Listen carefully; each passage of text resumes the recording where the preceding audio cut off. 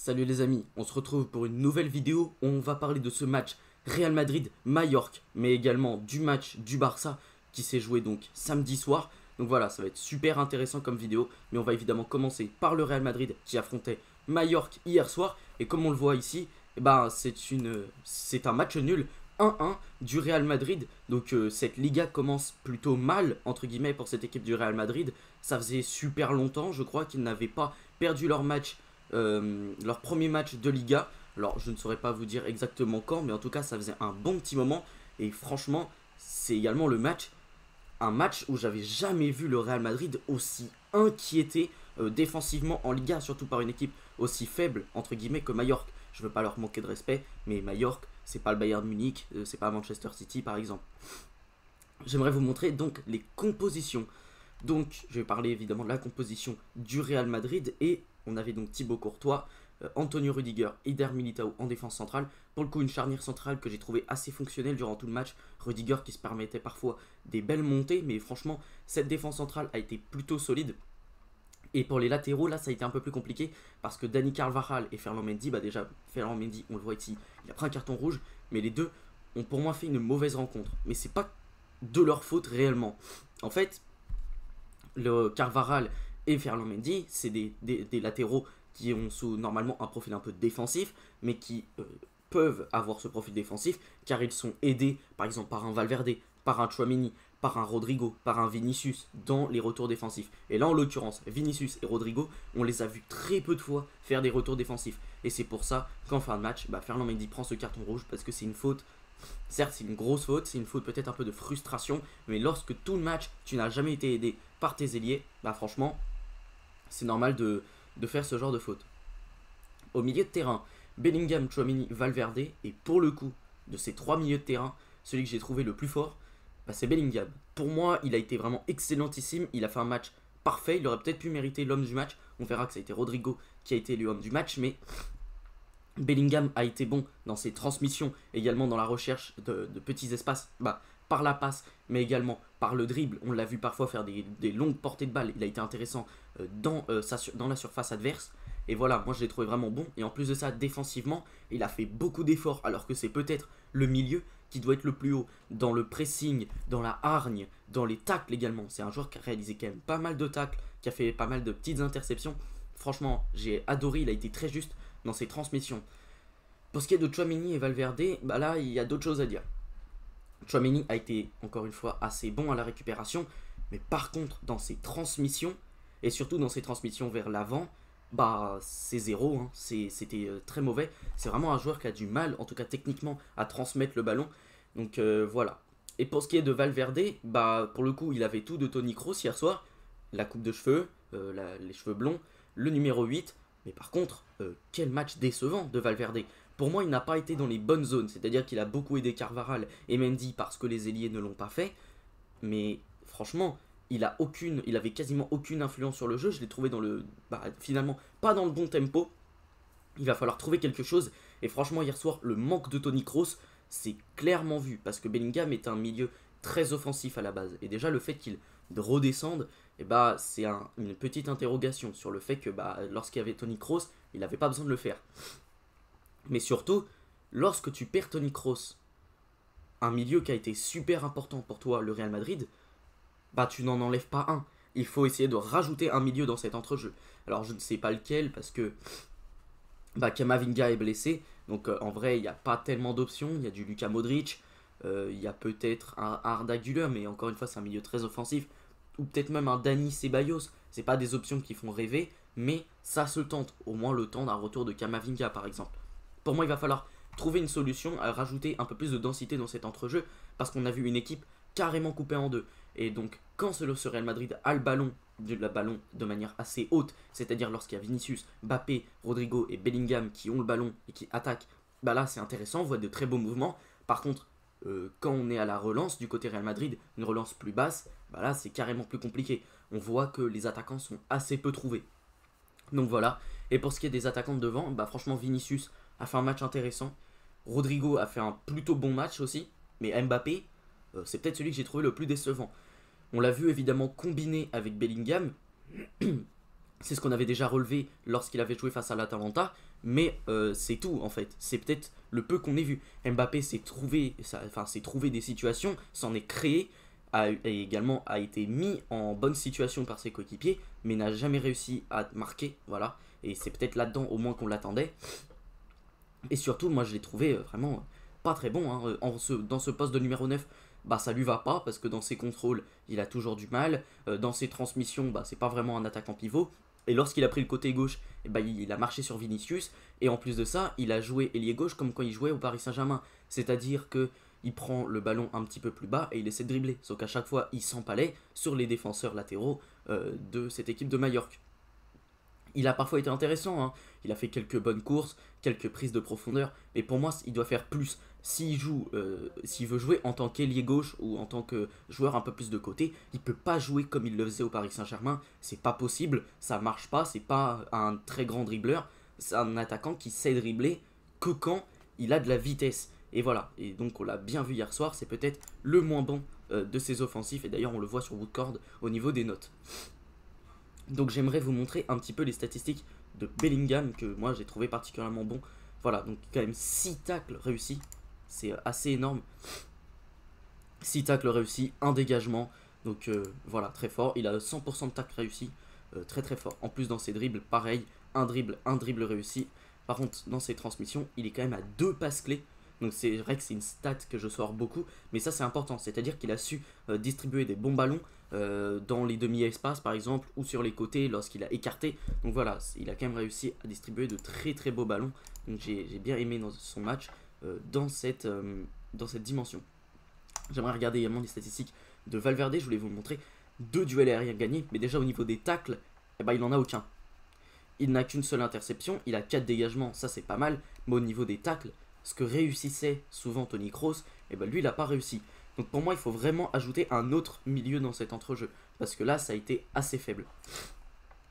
Au niveau des passes, une passe clé. C'est pas mauvais, mais on l'attendait un peu plus. Et en fait, je pense que Valverde n'est pas réellement un remplaçant à Toni Kroos. Pour moi, Valverde, c'est un très bon joueur, mais c'est peut-être un joueur un peu plus box-to-box, qui va défendre dans sa surface, va aider ses latéraux, mais également parfois porter le ballon. C'est vrai que Toni Kroos savait porter le ballon, mais il était également un joueur très intelligent, extrêmement créatif. Et pour le coup, Valverde, c'est peut-être pas réellement le cas. Et avec un Tchouaméni qui a pour le coup un rôle uniquement défensif, voilà, 4 tacles réussis, un duel aérien remporté, aucune passe clé délivrée, voilà, c'est ce qu'on voit ici. C'est que c'est un joueur qui, pour le coup, dans ses passes vers l'avant, bah, n'est pas excellentissime. Mais voilà, c'est un joueur qui est quand même à vocation plutôt défensive. Donc pour moi, il faut rajouter un joueur un petit peu créatif à côté de Tchouaméni. Et peut-être revoir pour un système avec le 4-4 de Losange qui avait bien fonctionné la saison dernière. Sauf que, eh bien, le problème, si on met ce système en 4-4 de Losange, eh bien, celui de qui on prendra forcément la place, eh bien c'est lui, c'est Rodrigo, qui a été pour moi excellentissime, tout de même un tacle, mais c'est un peu décevant par rapport à son apport défensif. Moi j'ai trouvé franchement moins bon aujourd'hui. 2 dribbles réussis tout de même, voilà, sur 3 tentés, c'est quand même pas mal. Il a délivré une passe clé, c'est intéressant, il a tiré aussi. Il s'est beaucoup de fois trouvé en position de frappe. Rodrigo, franchement, il a fait un bon match. Mais voilà, le problème c'est que, comme je l'ai dit, c'est celui qui forcément prendra le plus... qui aura le plus de chances de se retrouver sur le banc. Et j'aimerais parler du but de Vedat Muriqi. Parce que Vedat Muriqi, voilà, duel aérien gagné 6. Voilà, quand même. Donc c'est franchement pas mal. Un dribble réussi, tout ça. Franchement, je l'ai trouvé très très fort, le petit Vedat Muriqi. Maintenant, sur son but. Alors son but est magnifique, il n'y a rien à dire. Mais Mbappé là, ici, lui là, qui est au marquage de Vedat Muriqi, c'est une aberration. Vedat Muriqi, c'est quand même un joueur qui, pas mal de fois face au Real Madrid, a su marquer de la tête. C'est également un joueur qui marque beaucoup de la tête sur corner ou sur coup franc, par exemple, tout au long d'une saison. Pourquoi, Ancelotti, tu nous mets Mbappé pour défendre sur coup de pied arrêté, alors que Mbappé ne l'a quasiment jamais fait au Paris Saint-Germain? Fallait peut-être mettre un Tchouaméni au premier poteau, ou même un Valverde, peut-être même un des défenseurs centraux. Mais franchement, Mbappé sur Vedat Muriqi, alors certes Mbappé fait l'erreur parce qu'il lâche le marquage, mais en l'occurrence il l'a jamais fait au Paris Saint-Germain, il l'a jamais fait tout court. Donc c'était quelque chose qui pouvait se prévoir. Donc j'ai pas trop compris ce choix d'Ancelotti. Et d'ailleurs Ancelotti avec un Mbappé uniquement axial, bah je comprends pas, il va vraiment falloir trouver des solutions, parce que là ça a pas du tout marché hier soir. une équipe réellement coupée en deux. Et franchement, ce match du Real Madrid, je vous avoue, il m'inquiète un peu. J'étais un petit peu inquiété. Alors voilà, après ça reste le Real Madrid, une équipe extrêmement forte, avec un grand gardien, une grande défense centrale qui est très solide. Il y a des très bons joueurs dans cette équipe, il y a des solutions. Évidemment, il y a beaucoup de solutions. Malheureusement, si on a ces problèmes de blessures qu'on avait la saison dernière, eh ben, ça pourrait être embêtant. Et surtout, quand je vois le Real Madrid qui veut recruter un Alphonso Davies ou qui veut recruter quelques petits attaquants d'Amérique du Sud, c'est pas ces postes-là où tu as besoin. Pour moi, il faut trouver un remplaçant à Toni Kroos. Ça parlait d'un Trent Alexander-Arnold. Alors oui, vous allez me dire que Trent est un latéral droit, mais c'est pas tout à fait vrai. Trent est quand même un joueur qui a la qualité d'un milieu de terrain, qui peut jouer dans un rôle un petit peu plus bas de distributeur. Pour moi, il en est parfaitement capable avec un Tchouaméni à côté de lui pour faire le sale boulot. Ça marcherait très bien. Moi, c'était une rumeur qui me plaisait beaucoup. J'aurais aimé le voir débarquer du côté du Real Madrid. En plus, c'est faisable puisqu'il n'a qu'un an de contrat restant. Donc voilà, pour moi, il fallait se jeter sur ce genre de joueur. Maintenant, ils ont dit que le mercato était terminé. Je les crois. Ils vont pas recruter, c'est possible. Mais moi, je pense qu'ils auraient mérité enfin, le Real Madrid aurait mérité de prendre un autre milieu de terrain, un petit peu comme un Trent, ou un joueur qui a vraiment une capacité de créativité. Là, ça me vient pas tout de suite. Mais pour moi, Trent Alexander-Arnold, quand je vois la rumeur, bah, ça me plaisait beaucoup. C'était un bon profil. Je vais vous montrer les statistiques de Vinicius, parce que lui aussi, ça a été intéressant. Quand même 3 dribbles réussis. Lui, pour le coup, il a été extrêmement remuant sur son côté. Il a même distribué, il a même donné 7 passes décisives pour Rodrigo au bout d'un très beau mouvement d'ailleurs. Franchement, moi, je l'ai trouvé intéressant. Vinicius, c'est pas son meilleur match, mais il a été franchement pas mal. Et pour ce qui est de Mbappé, là, il y a des choses à dire. 3 dribbles réussis, ça c'est sûr, c'est pas mal. Mais aucune passe clé délivrée. Pour un joueur qui essaie de se prendre pour un meneur de jeu, bah, c'est quand même un peu dommage. 4 tirs tentés pour au final aucun but. Un peu décevant, mais voilà. En tout cas, sur le banc, d'ailleurs, on a vu qu'il y avait de la qualité, du Güler, du Modric. Il y a de la qualité au Real Madrid. Il va falloir trouver des solutions. Pour moi, il faut un autre milieu de terrain parce que cet entrejeu est pour moi trop faible. C'est pas que les joueurs soient mauvais, c'est juste que cette animation pour moi ne fonctionne pas. Ça a bien marché face à l'Atalanta, mais ça a l'air d'être un épiphénomène finalement ce match.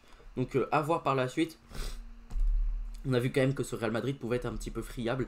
Donc voilà, faudra voir.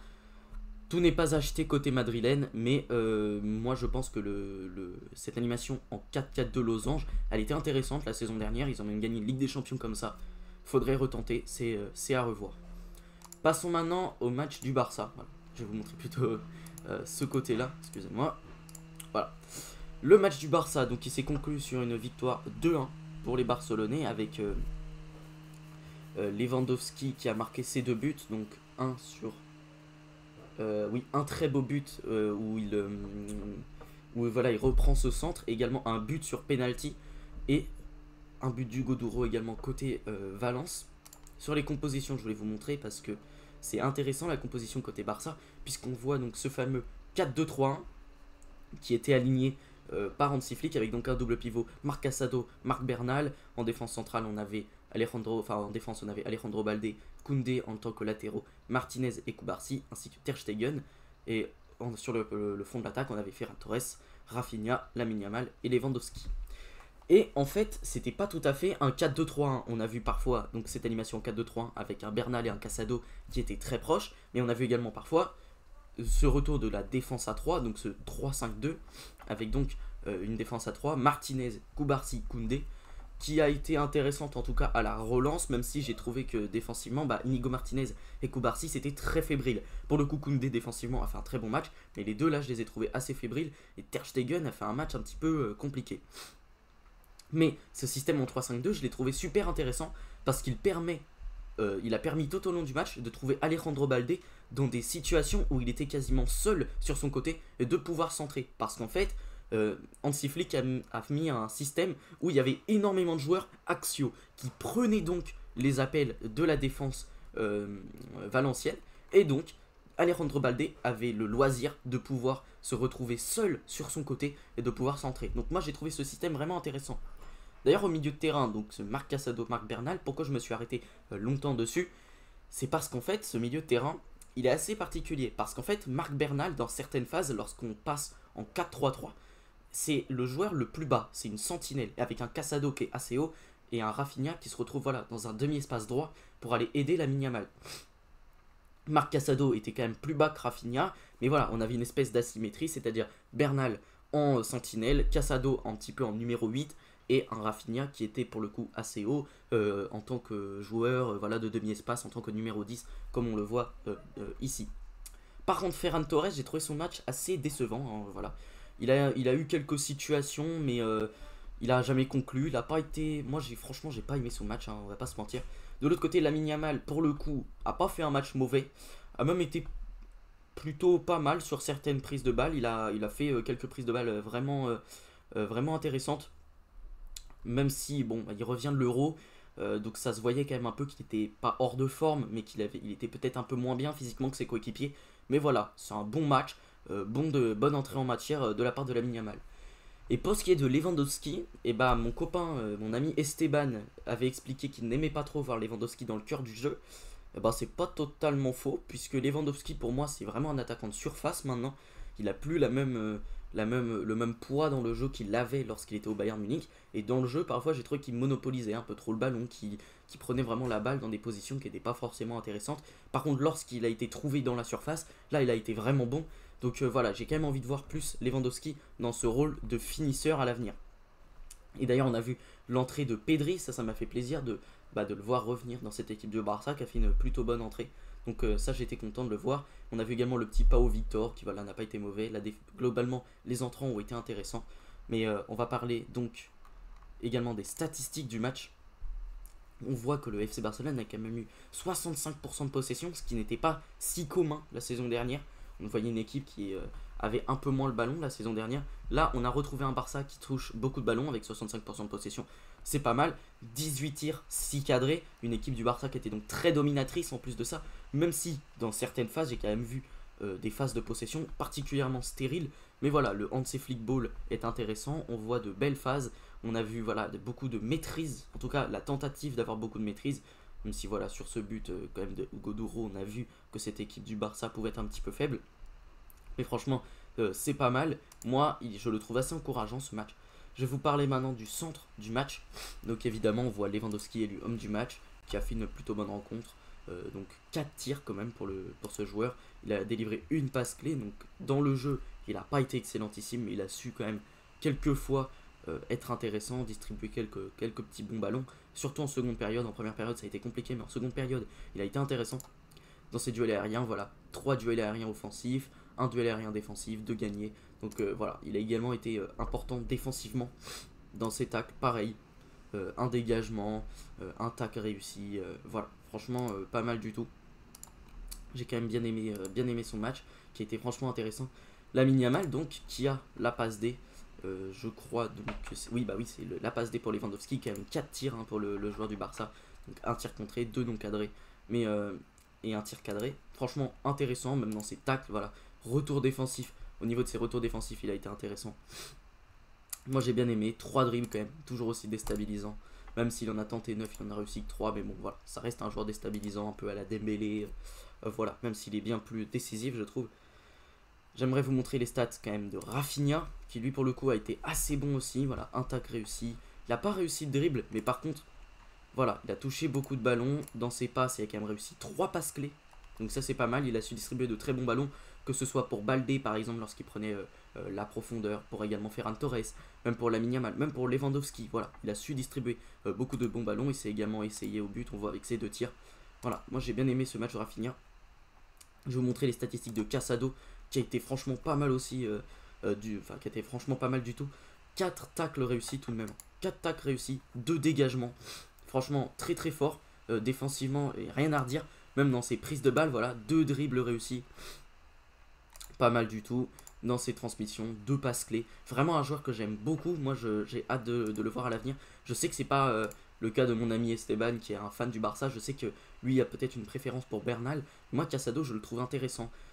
C'est un joueur qui est vraiment très pertinent dans certaines de ses prises de balles. Et également défensivement, il a bien aidé sa défense. Moi, j'ai beaucoup aimé. Bernal, quant à lui, 4 tacles réussis tout de même. Hein. Mais voilà, on voit que c'est quand même un joueur qui a été plus bas, 4 tacles réussis, qui n'a pas forcément gagné de duel aérien, qui n'a pas dribblé. Par contre dans ses passes c'est pareil, lui pas de passe clé, c'est quand même un joueur, voilà, on le voit dans ses statistiques, qui a été beaucoup plus bas. mais qui a touché beaucoup de ballons. Il a quand même touché 61 ballons. J'ai bien aimé, c'était pas le match de sa carrière, mais c'est un bon début, une bonne entrée en matière pour le jeune Bernal. Et pour conclure, j'aimerais vous montrer les stats de Baldé, qui franchement a été très très fort. 2 duels aériens gagnés, 2 duels défensifs, dribble réussi, voilà, beaucoup de dribbles réussis. Là, voilà, on voit qu'il a fait pas mal de passes clés, c'est peut-être des centres qui ont été comptés comme des passes clés, mais en tout cas sur ces centres, j'ai trouvé franchement super intéressant. Il a été très très bon dans ce système donc de 3-2-5 où vraiment on l'a vu bien prendre le côté. Ces systèmes voilà, où on peut exploiter les côtés de la part d'Hansi Flick, c'est franchement pas mal avec cette densité axiale. Il y a des choses à voir, malheureusement cette défense centrale j'ai trouvé assez peu solide, mais avec les retours d'un Araujo, d'un Christensen, ou peut-être un Kubarsi qui fait une meilleure rencontre, parce que Kubarsi, voilà, il a été un peu... il a eu un peu de mal, hein, voilà, dans ses duels aériens, voilà, il en a gagné un, mais c'est tout, c'est assez faible. Il a eu des prises de balles assez hautes, mais lorsqu'il fallait redescendre, bah, parfois j'ai trouvé un peu naïf, un peu pris bêtement. Après voilà, c'est encore un jeune joueur, il y a des trucs à peaufiner côté Barça, mais je trouve ça super intéressant. Donc... dites-moi ce que vous avez pensé de ce match du Barça dans les commentaires. La vidéo est terminée, donc n'hésitez pas à la liker. J'espère que cette vidéo vous aura plu. Voilà, c'est ce nouveau mode entre guillemets de vidéo. J'espère que ça vous plaira. N'hésitez pas à vous abonner, activer la cloche de notification pour ne pas rater les prochaines vidéos. Sur ce, salut les amis, à la prochaine, ciao.